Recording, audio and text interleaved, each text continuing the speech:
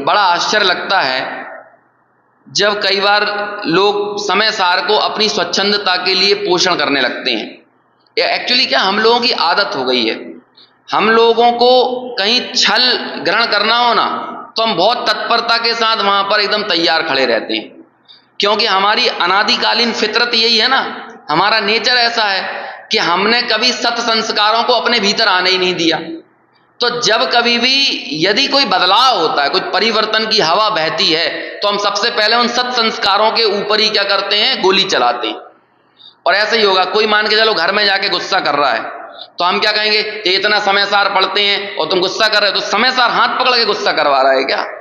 तो समय सार को बीच में क्यों लाए? दूसरा आदमी नॉर्मली में जो समय सार नहीं पढ़ता वो गुस्सा कर रहा है, उसे तो आप नहीं कहोगे कि तू दुकान पे जाता इसलिए गुस्सा कर रहा है, तू फिल्में देखने जाता इसलिए गुस्सा कर, तब आदमी नहीं कहेगा।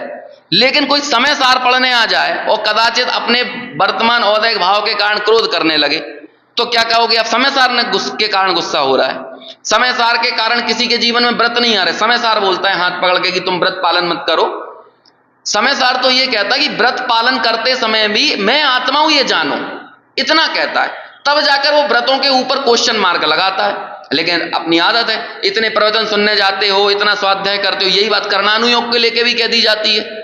समझ में आया ना कि भाई कर्णानुयोग को पढ़ने से क्या होगा, उससे थोड़ी आत्मा, अरे तो कर्णानुयोग थोड़ी तुम्हें आत्मा को देखने से रोक रहा है, ये तो अपनी अपनी रुचि का विषय है।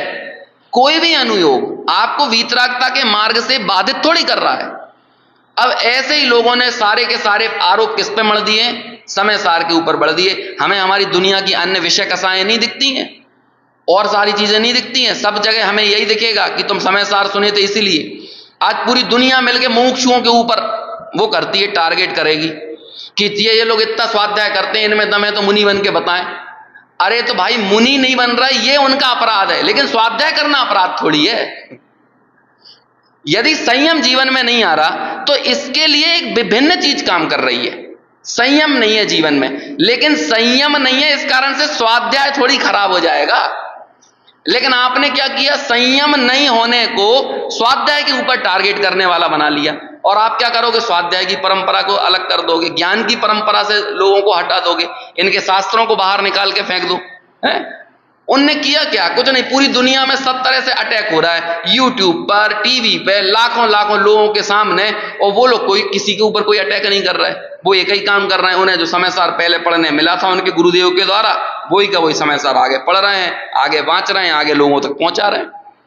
लेकिन क्या पता क्या होता है, जहां भी हमारे जीवन में सम्यक परिवर्तन लाने वाला